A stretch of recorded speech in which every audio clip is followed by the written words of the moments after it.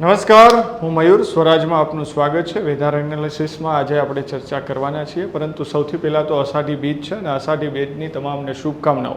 અષાઢી બીજની રાહ જોતા હોય છે ખેડૂત પુત્રો અને ખેડૂતો જે છે તેમના માટે વાવણીનો દિવસ છે, પરંતુ વરસાદ હવે ક્યાં ક્યાં વરસવાનો છે ને ખેડૂતો જ્યારે વાવણીની રાહ જોઈ રહ્યા છે ત્યારે ખરેખર આવનાર દિવસોની અંદર જે નવો રાઉન્ડ અત્યારે શરૂ થઈ ગયો છે. આજની જ વાત કરીએ તો આજે ગીર સોમનાથ જિલ્લાના અલગ અલગ ભાગો છે, તાલાળા સહિત ગીર સહિતના જે ભાગો છે અનેક જગ્યાએ અમી છાંટણા આજે થઈ ચૂક્યા છે. આજે જે વરસાદ આવતો હોય છે ત્યારથી ખબર પડતી હોય છે કે આખું વરસ આપણું કેવું રહેવાનું છે. એટલે કે અષાઢી બીજનો દિવસ છે ને અષાઢી બીજના દિવસે કેવો વરસાદ રહેવાનો છે. 4 જેટલી સિસ્ટમ જે છે તે સક્રિય થતી દેખાઈ રહી છે, તેમના જ કારણે હવે ગુજરાતની અંદર ફરી એક નવો રાઉન્ડ જ્યારે બીજો રાઉન્ડ શરૂ થઈ રહ્યો છે તે સારો રહેશે તેવી પણ બધાને આશા છે. અત્યારે આપ જોઈ રહ્યા છો કે આખું આ જે વેધર જે આપણે હવામાન વિભાગ છે તેમના દ્વારા આખો આ જે મેપ જાહેર કરવામાં આવ્યો છે તેમની અંદર સૌથી મજબૂત સિસ્ટમ જો કોઈ સાયક્લોનિક સર્ક્યુલેશન બની રહ્યું હોય તો જે બંગાળની ખાડી આ છે ને એની આસપાસ અત્યારે આખી આ સિસ્ટમ જે છે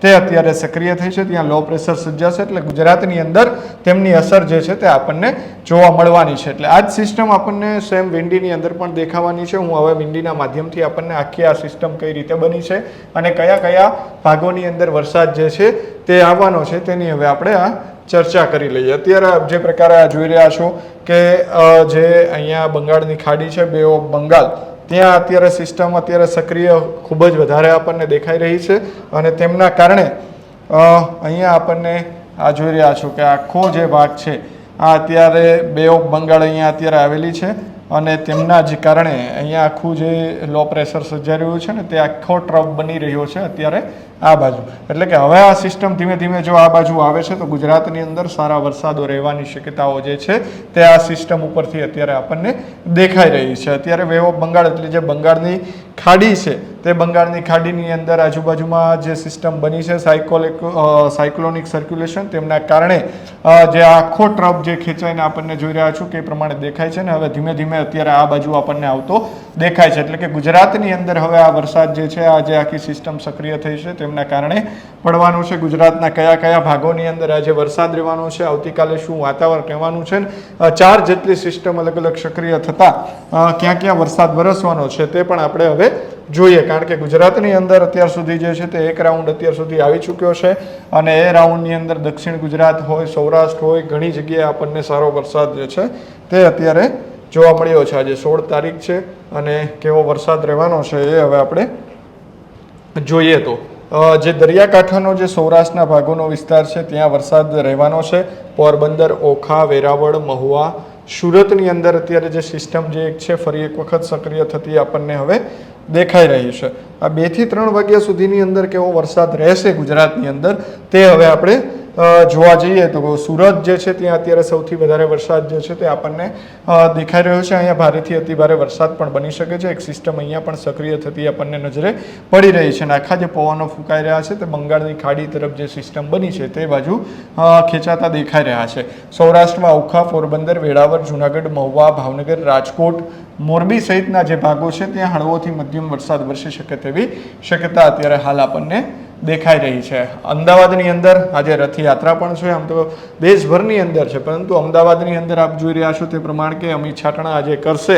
રથયાત્રા ઉપર જ્યારે અમી છાંટણા થતા હોય છે ત્યારે ખૂબ જ સારો વરસાદ ગુજરાતમાં વરસે તેવી પણ આશા બંધાતી હોય છે. મહેસાણા છે, રાપર, ભુજ, નલિયા. સૌથી સારી વાત એ છે કે અત્યાર સુધીની અંદર જે પહેલા રાઉન્ડની અંદર આપણને કચ્છ જે છે ત્યાં વરસાદનું એક ટીપું પણ જોવા નથી મળ્યું. એના કારણે હવે આ જે આખું નવી સિસ્ટમ બીજો રાઉન્ડ જે બની રહ્યો છે ને તેમના કારણે નલિયા, ભુજ, રાપર એટલે જે કચ્છનો ભાગ છે, કચ્છ ભુજનો જે ભાગ છે ત્યાં વરસાદની સિસ્ટમ આપણને જેની અસર છે તે દેખાઈ રહી છે ને હળવો મધ્યમ વરસાદ વરસે તેવી શક્યતા અત્યારે દેખાઈ રહી છે. હવે જે બનાસકાંઠા, જેમ કચ્છ ખાલી હતું, કોરું ધાકડ અત્યાર સુધી આપણને જોવા મળ્યું હતું, તેવી જ રીતે હવે બનાસકાંઠાનો જે થરાદ સહિતના જે ભાગો છે ત્યાં પણ આપણને આ જે બ્લુ આખો ભાગ દેખાઈ રહ્યો છે તે આજુબાજુના જે સુઈગામ સહિતના થરાદ, ચારણકા, વરાહી, સંતલપુર, બેલા સહિતના જે ભાગો છે, ભાભર, ધાનેરા, ત્યાં બધે જ વરસાદની આપણને આપણને આશા અત્યારે વર્તાઈ રહી છે. આખી આ જે અત્યારે બ્લુ ભાગ દેખાઈ રહ્યો છે ત્યાં હળવોથી મધ્યમ વરસાદ વરસી શકે છે.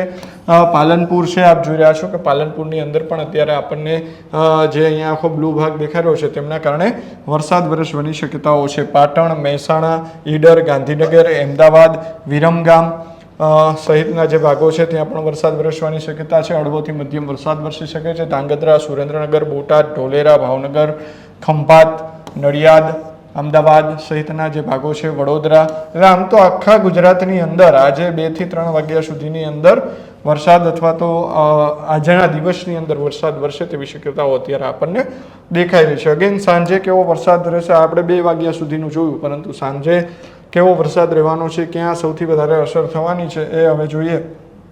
તો આપ જે પ્રકારે જોઈ રહ્યા છો કે જે અહીંયાથી આખી સિસ્ટમ બનવા જઈ રહી છે, એ સિસ્ટમ બનીને સુરત બાજુથી ગુજરાતના અલગ અલગ દરિયાકાંઠાની અંદર પણ તેની અસર થઈ રહી છે. સૌરાષ્ટ્રના જે વેરાવળ સહિતના જે ભાગો છે, દરિયાઈ કાંઠો આ વેરાવળ જે મહુવા સહિતનો છે ત્યાં વરસાદ વરસી શકે છે. રાજકોટના આજુબાજુના જિલ્લા અને રાજકોટની અંદર સાંજે રાતે 9 વાગ્યા સુધીમાં હળવોથી મધ્યમ વરસાદ વરસવાની શક્યતા છે. રાપર, અમદાવાદ સહિતના જે ભાગો છે, અગેન સુરત, વલસાડ, વાપી ને એ બધા ભાગો છે ત્યાં પણ વરસાદ વરસશે. આવતીકાલે વિંડીની અંદર કેવું રહેવાનું છે, આવતીકાલે ક્યાં ક્યાં વરસાદ વરસવાનો છે, સવારે 9 કે 10 વાગ્યાથી આપણે જોઈએ તો જે આપણે અત્યારે જોયું એ પ્રકારે કે 8 વાગ્યાનોથી 9 વાગ્યાનો સમય છે તો આવતીકાલે હળવોથી મધ્યમ વરસાદ પડી શકે તેવી શક્યતા છે. પરંતુ સૌથી વધારે વરસાદ સુરતની આજુબાજુમાં પડશે તેવું અત્યારે આપણને અહીંયા દેખાઈ રહ્યું છે, કારણ કે મુંબઈ અને સુરતનો જે દરિયાકાંઠો વિસ્તાર છે ત્યાંથી વાપી, વલસાડના ભાગોની અંદર પણ સારો વરસાદ આવતીકાલે વરસે તેવી શક્યતા છે. સાથે સાથે સૌરાષ્ટ્રના અનેક ભાગો છે જે દરિયાકાંઠાના છે ત્યાં હળવોથી મધ્યમ વરસાદ વરસી શકે છે. અમદાવાદમાં આવતીકાલે કોઈ વરસાદ વરસવાની સ્થિતિ અત્યારે વિંડીના માધ્યમથી દેખાઈ નથી રહી, રાજકોટમાં પણ નહીં અને કચ્છમાં પણ નહીં. એટલે આ પ્રકારની સ્થિતિ છે કે છેલ્લા 2 દિવસ આવનાર જે છે તેમાં આ પ્રકારની સ્થિતિ રહેવાની છે. સૌરાષ્ટ્ર અને ગુજરાતમાં આજે અનેક જગ્યાએ હળવોથી મધ્યમ વરસાદ વરસી શકે છે. ગઈકાલે પણ દ્વારકા સહિતના જામખંભાળિયા સહિતના જે આજુબાજુના વિસ્તાર હતા ત્યાં મન મૂકીને વરસાદ વરસ્યો હતો. રાજકોટના ગ્રામ્ય વિસ્તારો હતા ત્યાં પણ વરસાદ જે છે તે જોવા મળ્યો હતો. આજે ગીર સોમનાથ, તાલાળા, ગીર સહિતના આજુબાજુના વિસ્તારો છે ત્યાં વાતાવરણમાં પલટો આવ્યો છે અને ત્યાં વહેલી સવારે પણ વરસાદ જોવા મળ્યો હતો. હવે હવામાન વિભાગ છે તેમના દ્વારા શું આગાહી કરવામાં આવી છે, કારણ કે અત્યાર સુધી આપણે જે જોયું તે વિંડીના માધ્યમથી આપણે જોયું કે વિંડી જે છે તેમાં સૌરાષ્ટ્ર અને ગુજરાતના અલગ અલગ ભાગોની અંદર વરસાદ આપણને ખેડૂત ભાઈઓ છે ખેતરમાં ડ્રોન ઉડાવતા હોય છે ત્યારે આપણે એક પ્રશ્ન સતાવતો હોય છે કે જે આપણે અત્યાર સુધી જીપીએસ ટેકનોલોજી વાળા ડ્રોન વાપર્યા છે, જેથી કરીને મોબાઈલ ટાવર છે અથવા તો હાઈ ટેન્શન લાઈન પસાર થતી હોય, કોઈ વૃક્ષો હોય, ત્યારે જે જીપીએસ ટેકનોલોજી વાળા ડ્રોન છે એમાં ટકરાય અને ટ્રેસ થાય છે. પણ એગ્રીવોન લાવ્યું છે GNSS ટેકનોલોજી ડ્રોન, જેથી કરીને એ ડ્રોન છે એ કોઈ જગ્યાએ ટકરાય નહીં, પોતાની રીતે જ ડિસિઝન લે છે ને મૂવ થઈ જાય છે, જેથી કરીને GNSS ટેકનોલોજી ડ્રોન છે એ વાપરવાનો આગ્રહ રાખો. તો હવામાન વિભાગ દ્વારા હવે શું આગાહી કરવામાં આવી છે તે પણ જોઈએ. આ 16 તારીખનું પૂર્વાનુમાન છે તે હવામાન વિભાગ જે છે તેમના દ્વારા આપવામાં આવ્યું છે. અત્યારે હવે આપણે જોઈ રહ્યા છીએ એ પ્રમાણે કે આમ તો આખું ગુજરાત છે તે અત્યારે ગ્રીન કલરથી આપણને જોવા મળી રહ્યું છે, જ્યાં છૂટો છવાયા સ્થળોએ હળવાથી મધ્યમ વરસાદ વરસવાની હવામાન વિભાગ છે તેમણે આગાહી કરી છે. વિંડીની અંદર પણ જોયું કે આખા ગુજરાતની અંદર આજની તારીખની અંદર છૂટો છવાયો અને મધ્યમ હળવો વરસાદ વરસી શકે છે. દેવભૂમિ, દ્વારકા, પોરબંદર, જામનગર, જૂનાગઢ, સોમનાથ, અમરેલી, રાજકોટ, ભાવનગર, બોટાદ, મોરબી, સુરેન્દ્રનગર આ તમામ જિલ્લાઓમાં વરસાદ રહેશે. કચ્છની અંદર સારા સમાચાર એ છે કે દેવભૂમિ, દ્વારકા, કચ્છ, વાવથરાદ, બનાસકાંઠા, પાટણ, મહેસાણા કે જે અત્યાર સુધી આપણને પહેલા રાઉન્ડની અંદર પણ વરસાદ નથી મળ્યો ને ત્યાં વરસાદની રાહ જોવાઈ રહી છે. એટલે એ બધા વિસ્તારોના જે લોકો છે તેમના માટે, ખેડૂતો માટે આ સારા સમાચાર છે કે બીજા રાઉન્ડની અંદર આખા ગુજરાતની અંદર વરસાદ આપણને જોવા મળી રહ્યો છે. આ 16 તારીખે આપણે જોયું હતું, ગઈકાલે આપણે જે જોયું હતું તેમની અંદર આ બધો ભાગ કોરો દેખાતો હતો, પરંતુ હવે જે નવી સિસ્ટમ અત્યારે બની છે તેમના કારણે 17 તારીખે એટલે કે આવતીકાલે પણ સારો વરસાદ જે છે તે આપણને દેખાઈ રહ્યો છે. કચ્છ, પાટણ, બનાસકાંઠા, સાબરકાંઠા, અરવલ્લી, મહીસાગર, છોટાઉદેપુર, સુરત, દમણ, ગીર સોમનાથ, ભાવનગર, અમરેલી ઓલ ઓવર આખા ગુજરાતની અંદર હળવાથી મધ્યમ વરસાદ વરસવાની શક્યતા અત્યારે આપણને અહીંયા દેખાઈ રહી છે. અગેન 18 તારીખે પણ આખું ગુજરાત છે તે ગ્રીન ઝોનની અંદર છે, એટલે કે ત્યાં પણ હળવોથી મધ્યમ વરસાદની આગાહી હવામાન વિભાગ જે છે તે તેમના દ્વારા કરવામાં આવી છે. એટલે કે